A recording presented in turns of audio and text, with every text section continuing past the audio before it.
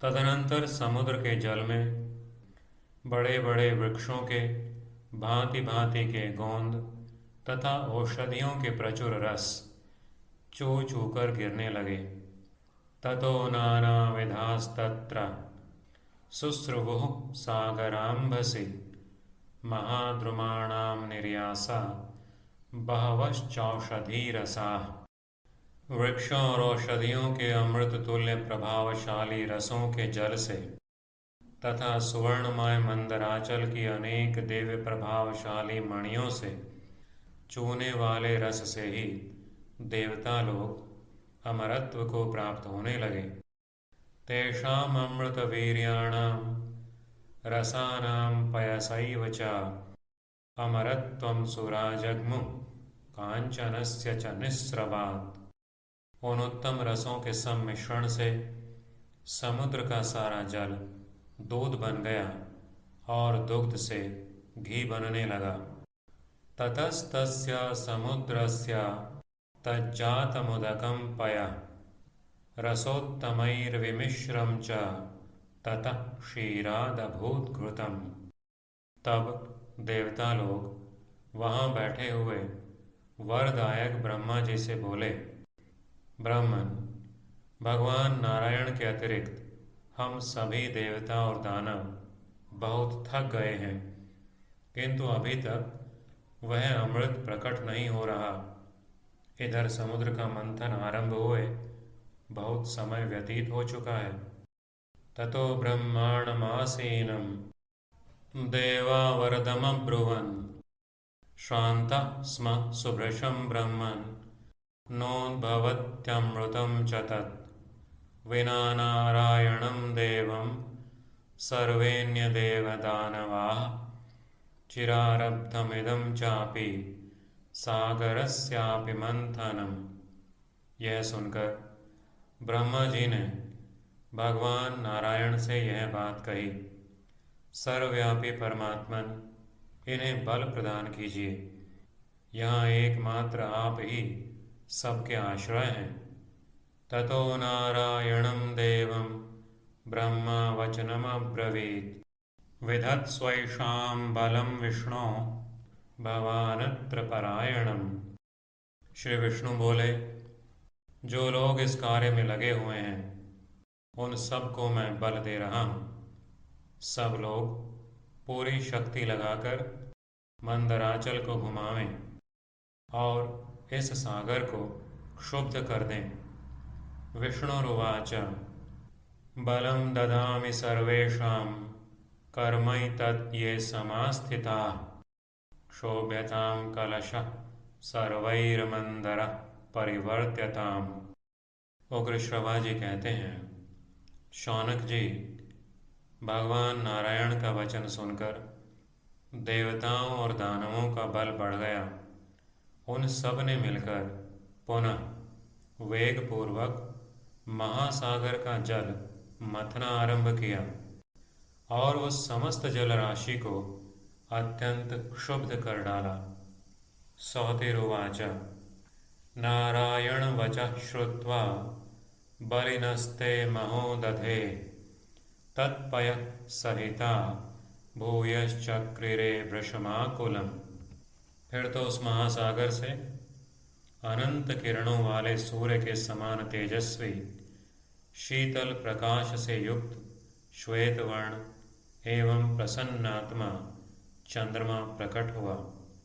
तथा शतसहस्रांशुर्मध्यमानात्तु सागरात् प्रसन्नात्मा समुत्पन्नः सोमः शीतांशुरुज्ज्वलः। तदनंतर उस घृत स्वरूप जल से श्वेत वस्त्र धारिणी लक्ष्मी देवी का आविर्भाव हुआ। इसके पश्चात सुरा देवी और श्वेत अश्व प्रकट हुए। क्षीरनंतरमुत्पन्ना घृतात् पांडुरवासिनी सुरा देवी समुत्पन्ना तुरगः पांडुरस्तथा। फिर अनंत किरणों वाले समुज्ज्वल दिव्य कौस्तुभ मणि का उस जल से प्रादुर्भाव हुआ, जो भगवान नारायण के वक्षस्थल पर सुशोभित हुई। कौस्तुभस्तु मणिर्दिव्या उत्पन्नो घृतसंभवः मरीचिविकचः श्रीमान् नारायण उरोगतः। ब्राह्मण महामुने, वहाँ संपूर्ण कामनाओं का फल देने वाले पारिजात वृक्ष एवं सुरभि गौ की उत्पत्ति हुई। फिर लक्ष्मी, सुरा, चंद्रमा तथा मन के समान वेगशाली उच्चैश्रवा अश्व, ये सब सूर्य के मार्ग आकाश का आश्रय ले जहाँ देवता रहते हैं उस लोक में चले गए। पारिजातश्च तत्रैव सुरभिश्च महामुने जज्ञाते तौ तदा ब्रह्मन् सर्वकामफलप्रदौ श्रीः सुरा चैव सोमश्च तुरगश्च मनोजवः यतो देवास्ततो जगमुरादित्यपथमाश्रिताः। इसके पश्चात दिव्य शरीरधारी धनवंतरी देव प्रकट हुए। वे अपने हाथ में श्वेत कलश लिए हुए थे जिसमें अमृत भरा था। धनवंतरिस्ततो देवो वपुष्मानुदतिष्ठत श्वेतं कमण्डलुं बिभ्रदमृतं यत्र तिष्ठति। यह अत्यंत अद्भुत दृश्य देखकर दानवों में अमृत के लिए कोलाहल मच गया। वे सब कहने लगे, यह मेरा है, यह मेरा है। एतदत्यद्भुतं दृष्ट्वा दानवानां समुत्थितः अमृतार्थे महान्नादो ममेदमिति जल्पताम्। तत्पश्चात श्वेत वर्ण के 4 दांतों से सुशोभित विशालकाय महानाग ऐरावता प्रकट हुआ, जिसे वज्रधारी इंद्र ने अपने अधिकार में कर लिया।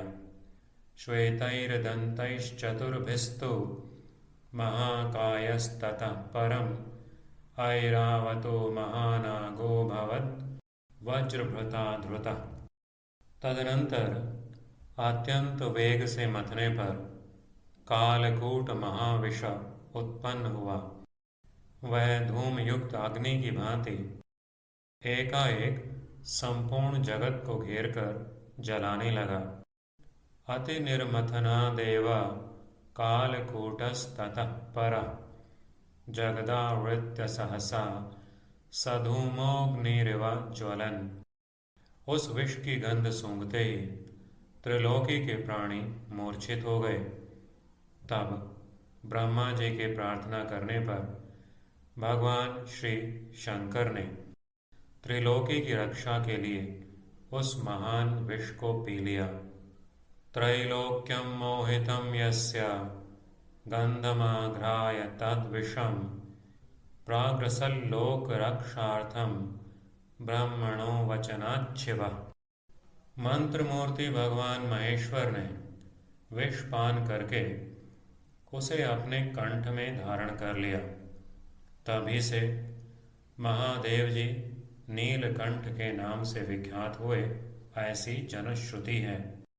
दधार भगवान कंठे मंत्रमूर्तिर्महेश्वर तदा प्रभृति देवस्तु नीलकंठ इति श्रुति। ये सब अद्भुत बातें देखकर दानव निराश हो गए और अमृत तथा लक्ष्मी के लिए उन्होंने देवताओं के साथ महान वैर बांध लिया। एतत् तदद्भुतं दृष्ट्वा निराशा दानवाः स्थिताः अमृतार्थे च लक्ष्म्यर्थे महान्तं वैरमाश्रिताः।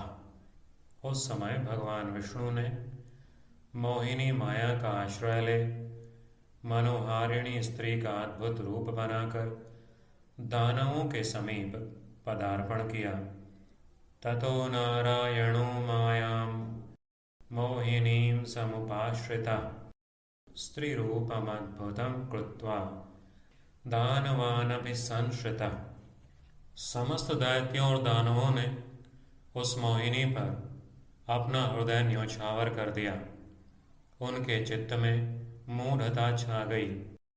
अतः उन सब ने स्त्री रूपधारी भगवान को वह अमृत सौंप दिया।